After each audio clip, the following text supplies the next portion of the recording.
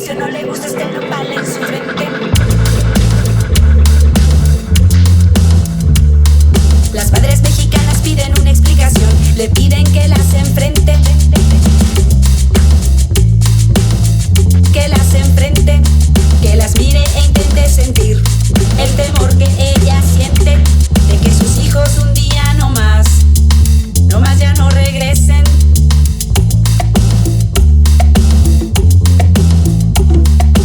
Solo voltea a ver a su mujer, ella también lo siente. Si no lo siente, miente.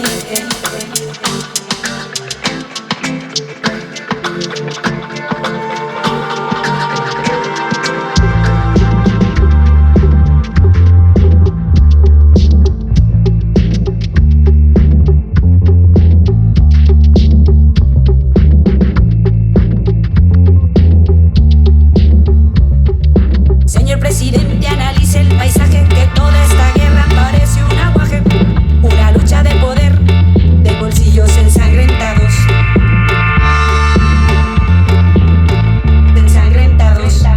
Las armas las carga el diablo, pero es el hombre quien las dispara, y solo sirven para matar, y si no matas tú ellas te matan.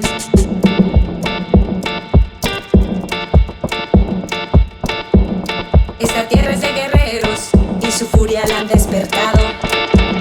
Se metieron con las madres mexicanas y eso a muchos no les ha gustado.